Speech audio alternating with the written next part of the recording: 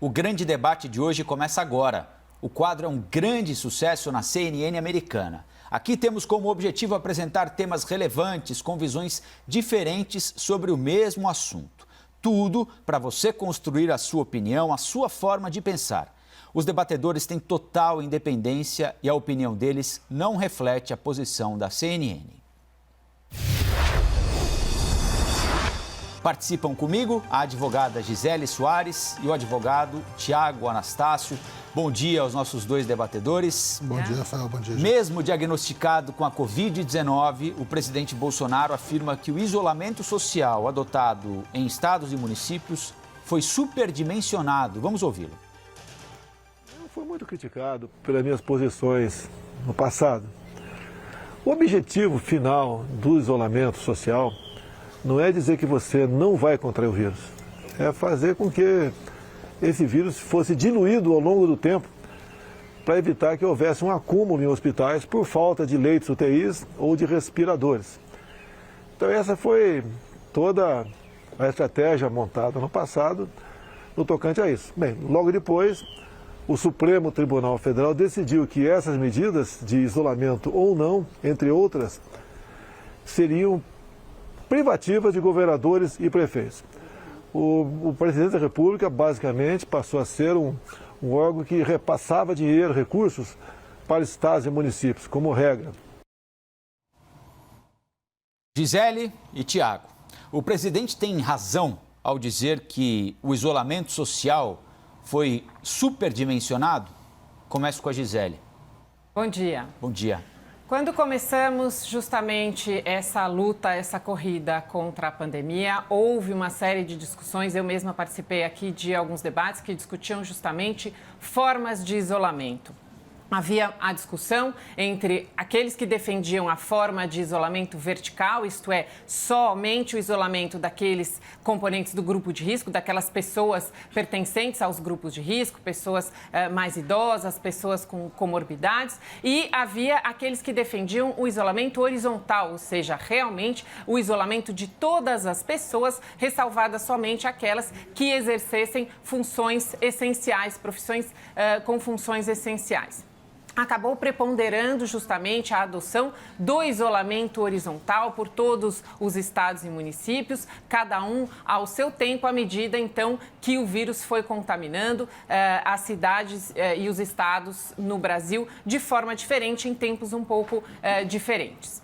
O presidente da República sempre foi um defensor do isolamento vertical, ou seja, ele sempre colocou realmente questionamentos com relação a este isolamento total.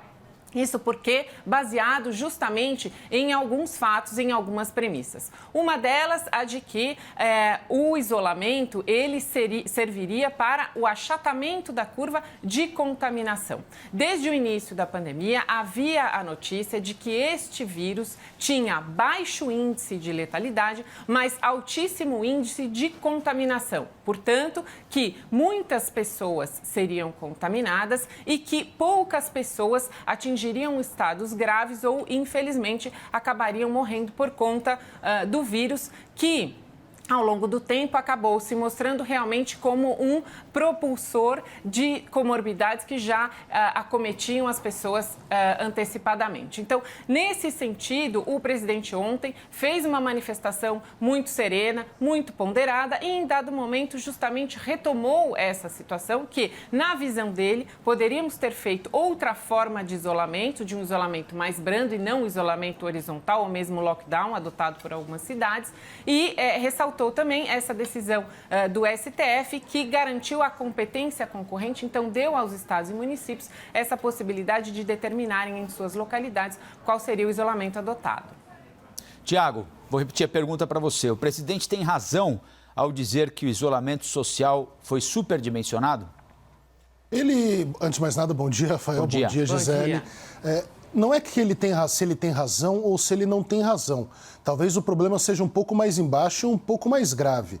A questão é o presidente Jair Bolsonaro, esse grande intelectual brasileiro, versando sobre isolamento que é, em regra, uma medida sanitária, ou seja, de um lado da medicina que vai cuidar, por exemplo, como tivemos o grande Oswaldo Cruz aqui no Brasil, que vai cuidar de doenças, principalmente de doenças que são capazes de um contágio alastrado.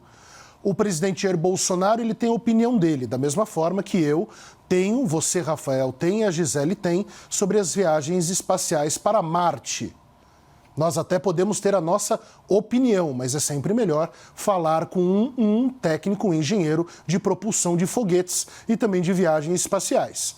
O presidente da República tem a opinião dele, sem dúvida nenhuma, construída àquele período, ou seja, naquele período, a revelia de todos os técnicos do mundo, inclusive dos ministros da saúde que ele teve. Ou seja, a opinião ela é absolutamente livre. Agora, qual é a responsabilidade que o mandatário, ou seja, aquele que é o presidente da República, que exerce o mandato de presidente da República tem? Ele pode livremente sair falando sobre a opinião dele acerca de isolamento social, quando ele não é um técnico sobre isso. Pode falar a opinião dele sobre um medicamento, quando ele não é um técnico sobre isso. Esse é o ponto que se coloca. Opinião ele pode ter, mas ele pode ter com o Carluxo, com o Flávio, com o Eduardo, com o 04, que eu sempre esqueço o nome, acho que é Renan. Isso ele pode ter. Agora, como líder de nação, é irresponsável que se afirme e se dirija a uma nação dessa forma, pelo achismo. Quem é o grande adversário do achismo? É a ciência. Então nós entramos nesse problema. O presidente da República, ele, homem, Jair Bolsonaro, tem o direito de falar o que fala? Ele tem. Mas não é irresponsável a liderança de uma nação negar a ciência, mesmo que a ciência esteja galopando, esteja ao longo do tempo aprendendo também sobre a doença, porque, convenhamos, em momento nenhum ele fez uma análise como a Gisele faz, em que vai fazendo um recorte espaço-tempo, espaço-tempo, espaço-tempo. Ele tem a mesma opinião desde sempre. E a ciência sempre negou todas as opiniões dele. Então, a questão do isolamento vertical seria agora argumentarmos sobre o negativo. Mas pensem no seguinte, temos 60 e poucas mil mortes já no Brasil. Se desde abril estivéssemos liberados, teríamos quantas mortes hoje? É impossível falarmos. Mas a gravidade está nisso. Começamos a argumentar sobre o impossível diante de uma sandice como essa. O presidente disse ontem que não consegue se manter distante de aglomerações porque ele quer continuar em contato com o povo, por isso formou aglomerações, o que não é recomendado pelas entidades de saúde, aqui eu estou falando da OMS, pelas secretarias estaduais de saúde e também por ex-ministros da saúde, como Mandetta e como o Nelson Teich. E em vários momentos também ele dispensou a utilização da máscara em contatos com o público, tanto é assim que chegou a ser notificado pelo governo do Distrito Federal. Então eu vou reforçar a pergunta diante desses argumentos aqui. O presidente não se expôs demais à doença? E vocês acham que, assim como aconteceu com o Boris Johnson, primeiro-ministro britânico, que também tinha uma condição negacionista no primeiro momento, depois ficou doente e foi grave o episódio, ele foi internado em situação grave. Vocês acham que há a possibilidade de que o presidente Jair Bolsonaro reflita a respeito do entendimento dele da pandemia até agora, Gisele? Se é que isso é necessário, na sua opinião? A minha primeira objeção é com relação ao negacionismo. O negacionismo, ele exige que a pessoa negue a própria existência do coronavírus. E isso não aconteceu em nenhum momento. O que há são posições distintas de líderes mundiais diferentes e formas diferentes de adoção de medidas preventivas com relação ao coronavírus. Por exemplo, a primeira-ministra da Nova Zelândia, que promoveu um isolamento. Então, ela conseguiu fazer realmente aquele isolamento de fronteira como uma forma bastante radical para conseguir conter o vírus. A mesma coisa foi adotada, a mesma medida foi adotada também durante algum tempo pela Tailândia, justamente pela proximidade ali com a China, que era o foco principal, o foco primeiro da doença. Então, essas foram algumas medidas bastante radicais que talvez, inclusive, pudéssemos ter tomado aqui no Brasil. Nós não podemos nos esquecer que A própria China cancelou a comemoração do seu Ano Novo por conta do coronavírus. A Itália cancelou comemorações de carnaval por conta do coronavírus. Isso tudo antes, inclusive, do carnaval brasileiro, que foi realizado. Poderíamos, quem sabe, naquele momento, termos cancelado, termos adotado medidas mais radicais de isolamento? Poderíamos. Quais seriam essas consequências? A reflexão, a análise do passado para futuramente aprendermos mais para possíveis combates no futuro com melhor expertise, ela é relevante. Realmente fazer esse tipo de reflexão é importante. Agora, e neste momento, fazermos essa análise das falas do presidente, o presidente, desde o começo, ele defendia uma forma de isolamento, que foi uma forma de isolamento vertical, que foi, inclusive, adotada por alguns países da Europa.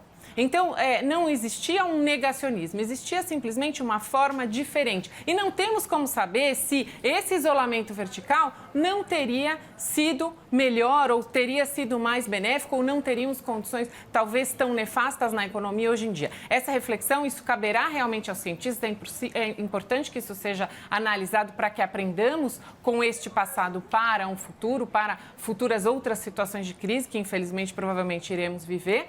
Mas atribuir ao presidente negacionismo ou atribuir ao presidente excesso de exposição, ele é o presidente da República, ele se expôs, ele disse ontem, sou uma pessoa do povo, gosto de estar com as pessoas. Boris Johnson também foi contaminado.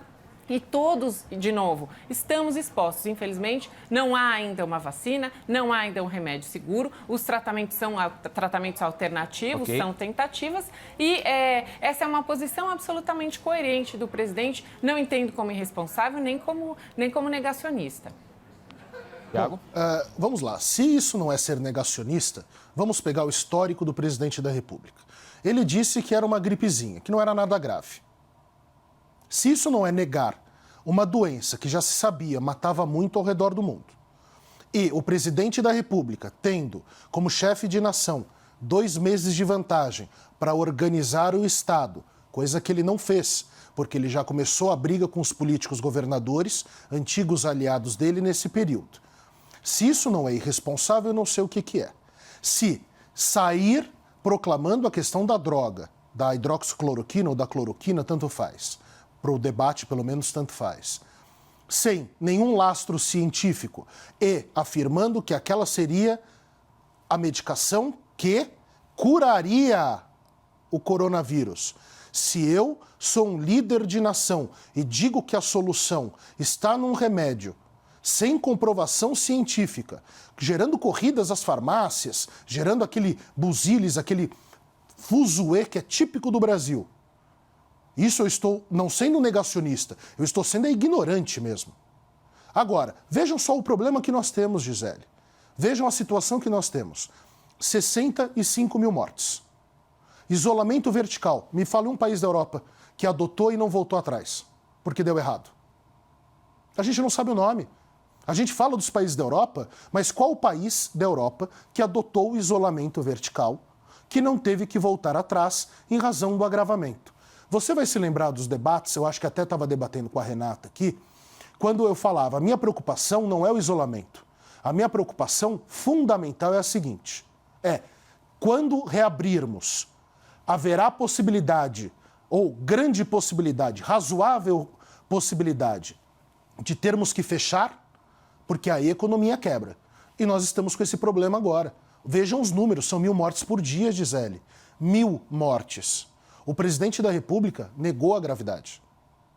Alguns aspectos. O primeiro deles com relação ao medicamento, a hidroxicloroquina, que é realmente um tema que sempre suscita grandes debates. O presidente não trouxe como única solução, ele trouxe como uma possibilidade de solução e ele defendeu desde sempre essa possibilidade de solução, assim como outras possibilidades de solução. São tratamentos que, de novo, nenhum é seguro. Ele, inclusive, ontem tomou a medicação publicamente e disse que, no seu entender e para ele, tomar a medicação no início da doença teve um efeito muito positivo.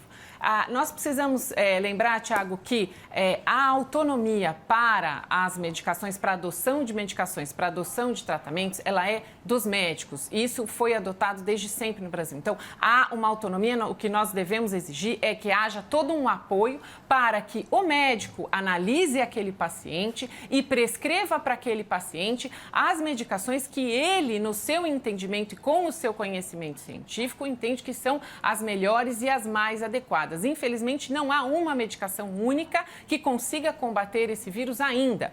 Esperamos que isso venha a ser desenvolvido em breve. Então, com relação a essa questão, a adoção, possibilitar a medicação para todas as pessoas da população, isso é absolutamente louvável. Entender que os médicos precisam ter esse apoio para poderem prescrever essa medicação e terem essa medicação à sua disposição no momento da prescrição, no início ou na fase intermediária ou no final da doença, isso é muito relevante e é louvável. Um líder de nação precisa ter a coragem de tomar decisões difíceis. E, em momento de pandemia, não há decisão fácil. Todas as decisões são muito difíceis. Outra questão que me incomoda um pouco é sempre colocar toda a responsabilidade no presidente.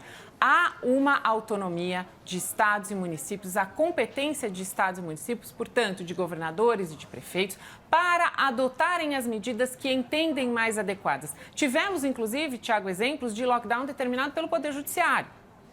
Então, as medidas de isolamento que estavam à disposição e havia estudos científicos, havia orientações para todos os tipos de isolamento. Salvo engano, a Dinamarca foi um dos países, e a Suécia também, que preferiu não adotar nenhum tipo de isolamento e, à medida que a doença foi avançando, foram adotando medidas de isolamento. Mas cada país, entendendo o seu universo, entendendo a sua população e as suas condições, é que teve que adotar as medidas mais adequadas para cada localidade. Aqui no Brasil, isso foi feito. Nós, infelizmente, temos um número muito grande de mortes, mas nós não tivemos colapso do sistema de saúde, o que foi extremamente importante. Chegamos a comentar aqui justamente que o SUS seria o grande vencedor a sair dessa pandemia muito mais forte e com muito apoio de toda a população. Gisele, o presidente da República, ele é negacionista. Ele negou qualquer forma de isolamento. Ele, sem máscara, ia para o povo. Num ato populista, ele nunca foi do povo. Pegue antes da pandemia se ele ia para os braços do povo. Ele não ia. Ele não ia. Pega a história dele como deputado. Ele nunca foi para os braços do povo. Ele ia dar tiro em stand. No braço do povo, Tiago. Gisele, pelo amor de Deus, você vai falar, você vai comparar o presidente Jair Bolsonaro com um estadista popular? Não, ele é um populista. Uma pessoa popular é diferente de um populista. Tanto que ele vai para os braços do povo quando o povo está lá organizadamente para apoiá-lo. Ele nunca vai quando o povo pode vaiá-lo. Então, convenhamos. Thiago, convenhamos. Ele não é negacionista. Ele foi sem máscara para os braços do povo. Ele limpou meleca do nariz no braço e saiu abraçando as pessoas. Ele foi sem máscara para o povo, abraçou o povo enquanto poderia ter pegado o megafone e falado com o povo. Agora me diga, os 30 e tantos empresários da Fiesp que devem estar isolados em suas casas hoje, porque se reuniram com ele e o Bolsonaro estava sem máscara. Os ministros, o ministro Gilmar Mendes, que os bolsonaristas adoram ofender, chamar de criminoso, que está aconselhando o presidente da República, também fez uma reunião com o presidente Jair Bolsonaro nos últimos dias. Ele, então, vai para o braço do povo, desse povo que está lá para apoiá-lo. Ele não usa máscara, ele limpa o nariz e sai apertando a mão das pessoas, vai na padaria sem máscara, ele não está negando tudo o que a ciência pede para que não seja feito? Gisele, são imagens. São imagens. O que nós fazemos numa situação dessa? Não é uma irresponsabilidade do presidente, eu não estou falando aqui apenas em termos jurídicos. Não é irresponsável fazer isso? Não seria irresponsável eu sair aqui, desse cubículo onde eu estou, aqui dentro da CNN, sair sem máscara, passando a mão no nariz e apertando a mão das pessoas? Isso não seria negar a gravidade de uma situação? Vamos lá. A questão das máscaras, Tiago, houve até, inclusive, ontem eu até falei sobre isso, a OMS teve uma orientação sobre máscaras, depois retirou, depois voltou. Havia, inclusive, uma série de estudos de qual seria a máscara ideal, com 2 camadas, com 3 camadas, se ela teria eficácia depois de 2 ou 3 horas, enfim. Houve uma série de discussões. A máscara, como decreto legal, é muito mais recente do que períodos anteriores em que já havia uma convenção para o uso dessas máscaras, sem, inclusive, uma especificidade de qual seria a eficácia real dessas máscaras. Se sabia que havia uma proteção física, então que aquela máscara traria uma proteção física, mas havia uma série de discussões. Hoje esse assunto já está mais sedimentado. O presidente, inclusive, foi motivo de até alguns memes, porque ele colocava as máscaras e depois colocava, depois tirava, tinha bastante dificuldade, depois passou a usar algumas máscaras com brasões e também foi criticado por isso. Ele é um líder do país, assim como outros. A Angela Merkel, quando faz seus pronunciamentos, quando faz as reuniões, muitas vezes está distante de pessoas, mas também não usa. Boris Johnson, a mesma coisa. Donald Trump, a mesma coisa. Então, assim, o uso de máscaras agora que ele está contaminado é realmente muito necessário. Num passado recente, realmente todos passamos a usar as máscaras, mas este não é um fato que deva ter tanta relevância ou que deva suscitar tanta discussão assim, porque o presidente adotou, sim, o uso da máscara. Ele, como líder de nação, a obrigação maior dele é conduzir o país para enfrentarmos essa pandemia, com todos conseguindo chegar ao outro lado da melhor forma possível, não só no aspecto da saúde, mas também no aspecto da economia. Gisele, um líder, fundamentalmente, ele não lidera por palavras e nem por decretos.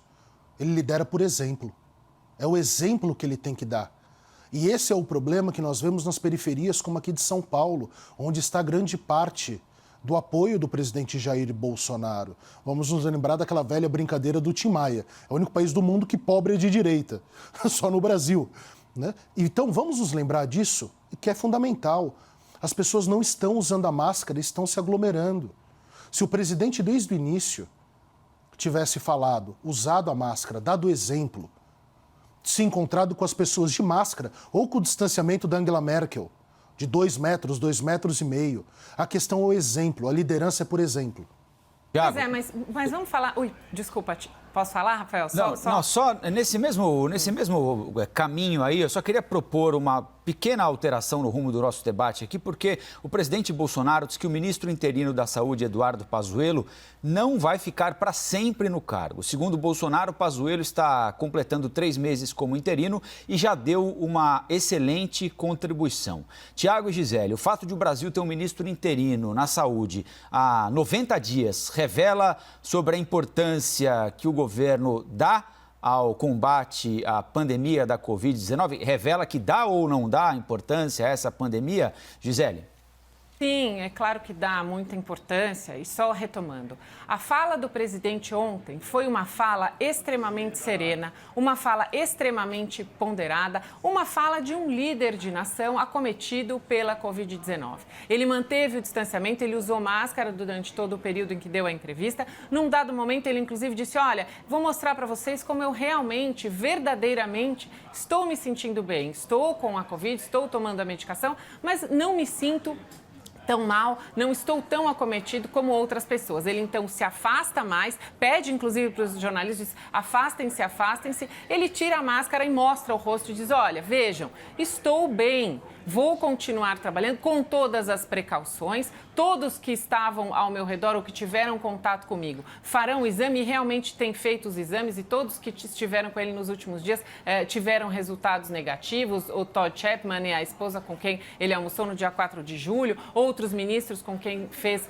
reuniões mais recentemente também fizeram teste negativo, estão inclusive fazendo testes, recebendo resultados. Então, este é o estadista, esta é a pessoa que vem conversar com a população, que vem trazer a informação sobre o resultado positivo da sua doença. Este é o presidente da República que vem trazer calma, que vem trazer conforto às pessoas, que vem mostrar que realmente é uma doença, precisamos tomar todos os cuidados, mas que ele não se sente tão mal, que está tomando a medicação que os médicos lhe prescreveram e que entendem adequadas para ele e que seguirá trabalhando com todos os protocolos, com todas as medidas de sanitização. Esse é o bom exemplo, Tiago. Esse é o exemplo que nós esperamos. Eu vou deixar você acabar de falar, pode falar. Vou te dar o exemplo pelo Bolsonaro mesmo. Tá bom, pode falar. É super simples, Gisele.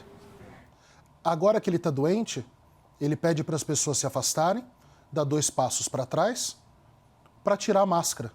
Bonitinho, né? Não, quando ele era um negacionista, porque não tinha tocado ele, e isso não é demonstração de liderança, isso é demonstração de egoísmo. Isso é demonstração de egoísmo. Quando ele sabia que estava colocando o cargo de presidente da República em risco, que ia para as comemorações e para os abraços, é sem máscara, é com cota do nariz, vamos lá, oba, oba, eu sou o presidente, tá ok. Agora que foi acometido, olha, por favor, se afastem, senhores repórteres. Também vou dar um passo para trás, porque agora eu fui contagiado. Vejam só como ele muda de posição a partir do toque nele. Quando a realidade chega aos olhos do presidente Jair Bolsonaro, é muito comum que ele mude de realidade. Você lembra do Chega, porra? Prenderam Queiroz, desapareceu. Agora foi tocado pelo vírus. Agora o cuidado do distanciamento. Engraçado, né? Mas engraçado isso. Você não acha divertido? Essa mudança de rumo? Eu acho divertido. Eu vejo de uma Vocês acham que isso pode ter influenciado na mudança de rumo de, por exemplo, prometer um ministro da Saúde definitivo e não mais um interino? O que você acha? Pois é, Vejam com relação só. ao ministro, nenhum ministro vai ficar para sempre, nem o ministro da Saúde, nem nenhum outro ministro. Não fala isso, porque se o Paulo Guedes, você fala isso do Paulo Guedes, o mercado cai, não me faz isso. Não, mas veja, nenhum ministro está ali para sempre e nem é bom que seja assim. Os ministros devem seguir nas suas pastas enquanto fizerem um bom trabalho. Se houver, por exemplo, descobertas de corrupção ou de má gestão, ou ministros que não conseguirem performar, esses ministros precisam sim ser substituídos. É preciso ter a coragem de fazer a substituição. E, neste caso, o ministro da Saúde, ontem, o próprio presidente fez uma lembrança muito boa. Ele disse, olha, o senador José Serra foi ministro da Saúde sem ser médico e foi um excelente ministro da Saúde. Então, é um bom exemplo justamente de que, neste momento, temos um bom ministro da Saúde, temos um ministro da Saúde interino que está cuidando da saúde da forma como precisa ser cuidada, que está revendo procedimentos, que está ouvindo todos os técnicos do Ministério, que está trazendo muitas pessoas técnicas, médicos, gestores muito bons para perto de si, para o Ministério, justamente para fazer essa gestão. O governo federal tem dado todo o apoio a estados e municípios com relação a não só a repasse de verbas, mas também respiradores, mas também EPIs, enfim. Tudo que é necessário, tudo que é requerido é atendido prontamente pelo governo federal, inclusive, às vezes, com visitas em loco para a compreensão das realidades e das necessidades. As demais pastas também têm dado todo o apoio. O ministro Tarcísio ontem anunciou que cumpriu 36 obras, entregou 36 obras no primeiro semestre. Isso é extremamente relevante para a logística, para a distribuição, para a facilidade de transporte justamente de todos esses EPIs, dessa nossa necessidade. A ministra Tereza Cristina também batendo recordes e recordes no abastecimento, que também foi garantido para toda a população durante a pandemia. Então, este é o Brasil que nós queremos, esse é o Brasil que eu quero, um Brasil de líderes, de pessoas que pensam no país, que pensam nas pessoas e que querem garantir uma boa qualidade de vida, uma dignidade para todos os brasileiros. Gisele, o ministro Tarcísio está fazendo um ótimo trabalho no Ministério mesmo. Excelente. E aquela história, não tem o menor problema em elogiar. Já elogiei e vou elogiar enquanto achar e enquanto as minhas conclusões me impuserem o elogio. Agora, me diga uma coisa, explique então qual é a lógica de mudar quem está indo bem. Porque eu não entendi. Ontem nós debatemos aqui e eu coloquei, e eu sabia que viria cedo ou tarde, a questão José Serra. O senador José Serra, que agora sofreu até essa semana aquela ação da Polícia Federal, ele foi um ótimo ministro da Saúde e vamos nos lembrar, foi ele que quebrou a patente da questão do HIV, dos remédios para o coquetel do HIV. Com uma notícia, inclusive, recente, muito animadora, de que estamos perto de encontrar a cura, inclusive. Isso é muito, muito relevante, muito importante. Não, maravilhoso. Então, ele quebrou a patente lá atrás. Ele não era um médico, mas estava ali. O problema que se coloca é no meio da pandemia, onde você precisa de direcionamentos rápidos, você precisa de conhecimento. Por isso que era tão importante o Mandetta ou depois o Taish. Você vai se lembrar, eu elogiei muito o Taish, quando o médico, até coloquei, é diferente o setor privado do público. Ele mesmo percebeu isso e depois disse, inclusive em sua saída. Então, o meu ponto aqui é um outro. Se o ministro atual, interino, da Saúde, está fazendo um bom trabalho, por que vai trocá-lo? Vejam as contradições desse governo. Por que vai trocá-lo? Por que continua interino? Por que não coloca ele lá? Esse é um ponto que eu não entendo. Não é um anúncio de substituição. Ele fez uma menção ao ministro e disse é um ministro interino que está fazendo um bom trabalho, deu uma contribuição, não ficará para sempre. Então efetive ele no cargo, Gisele. Que o presidente da República, se acredita que o ministro, que é um general do Exército, e aí volto ao elogio ao Exército Brasileiro, é o que melhor conhece o nosso território, é o que é mais capaz dos mantimentos de distribuição, de comunicação, porque essa é a ideia de termos um exército, certo? Conhecer o território que ele precisa defender. Ótimo que o ministro faça parte desse debate, porque é um general do Exército. Agora, se ele está fazendo um bom trabalho, eu não entendo por quê. Primeiro, reafirmá-lo interino, o que já é uma contradição, reafirmar alguém como interino, e depois prometer uma troca, ou sugerir uma troca. Não tem sentido. O problema é que esse governo viola a lógica. Nós vamos aos argumentos finais do grande debate de hoje, começando pela Gisele Soares. Gisele? Hoje, infelizmente, pela primeira vez, meus argumentos finais são tristes e pessimistas.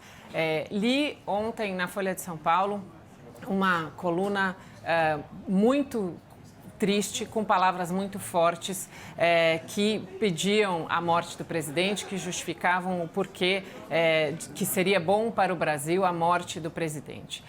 Nenhuma apologia a mortes de presidentes, nenhuma coluna sobre uma pessoa que está doente, ainda mais um líder de nação que tem os votos de 57 milhões de pessoas, merece um tratamento como esse, merece uma coluna tão triste, com palavras tão duras, que em nada contribui neste momento tão terrível de pandemia que passamos. Este é um exemplo do que não se pode encartar como liberdade de expressão. Esta, sim, é uma atitude absolutamente antidemocrática que não traz para nenhum dos leitores nenhuma mensagem positiva, que não tem nenhum objetivo de contribuir para a vida das pessoas, de contribuir para o país, sequer para fazer oposição ao governo. Esta é realmente uma coluna. Este foi um dia muito triste em que um colunista escreveu pedindo ou justificando a morte de um presidente que está doente com Covid-19, que é um presidente do nosso país e que foi eleito. Nós precisamos aprender a respeitar a democracia, nós precisamos aprender a respeitar a vontade do povo, ainda que a vontade do povo seja contrária à nossa vontade individual, a nossa opinião individual. Este é um momento de união, de harmonia, de engajamento, este é um momento de apoio. Nós precisamos, ainda que sejamos oposição ao governo, nós precisamos dar apoio e torcer para que o governo seja bom, para que faça um bom trabalho. Precisamos fazer uma oposição que contribua, precisamos fazer críticas construtivas. Fazer apologia a qualquer tipo de crime, fazer apologia à morte de líderes é muito triste, ainda mais num momento tão delicado, com tantas mortes enfrentadas pelo Brasil, um momento tão triste. Faço aqui a minha manifestação de repúdio a todas essas manifestações que pedem que o presidente morra ou que fique muito mal com a doença. Isso é muito triste. Não façam isso, não repercutam esse tipo de notícia. Nós precisamos lutar pela vida e não pela morte. Tiago, o seu argumento final? Obrigado, Rafael. Obrigado, Gisele, pelo debate. E fico imaginando se agora, em minhas palavras finais, eu louvasse o articulista Schwarzman, da Folha de São Paulo, que, de fato, escreveu um artigo que não me parece agradável, que está errado. Embora os argumentos, existam argumentos ali de ordem lógica, e ele vai explicar dentro de linhas filosóficas o porquê faz essa chamada, é um artigo errado. É um artigo errado. Mas eu fico imaginando onde nasceu isso. A Gisele falou, e eu estava bastante atento aqui, sobre a questão da apologia ao crime. Existe um crime que, de fato, é absolutamente abominável, que é o crime da covardia, que é o crime de aplaudirmos aqueles que são os covardes da história. Eu repudio um artigo que peça a morte de alguém. Embora ele não esteja pedindo, ele esteja explicando coisas sobre o obscurantismo, mas no momento errado e da forma totalmente errada. Agora, o que fazemos quando elogiamos o torturador? Foi a Gisele que elogiou um torturador? E vamos falar o que é tortura? Estamos falando sobre arrancamento de unhas, eletrochoques nas partes genitais, introdução de baratas e ratos na vagina de mulheres, porque foi o presidente Jair Bolsonaro que trouxe essa estupidez para o Brasil. O elogio da estupidez nasceu com o presidente que também nega a ciência, que quando é tocado por uma doença começa a tratá-la de forma séria. Foi o presidente da República que, pedindo impeachment de Dilma, certo ou errado, não importa aqui a questão do crime de responsabilidade, em vez de votar, preferiu elogiar o torturador de Dilma Rousseff. Então, Gisele e caros telespectadores e também meu amigo Rafael, a barbárie começou pela boca de quem hoje sofre a barbárie. Já dizia Ferreira Goulart, os fãs de hoje são os linchadores de amanhã. E são. A barbaridade no Brasil começou com esse tipo de palavra, com esse tipo de liberdade que era intocada, que era aplaudida por esses gozadores da tortura e da morte. Agora, aguentem. Todas as edições do Grande Debate estão disponíveis na íntegra no nosso site cnnbrasil.com.br, no nosso canal oficial do YouTube e também em formato podcast em todas as plataformas de áudio. Eu agradeço a Gisele, ao Tiago. Nós voltamos ao Grande Debate amanhã aqui no Novo Dia.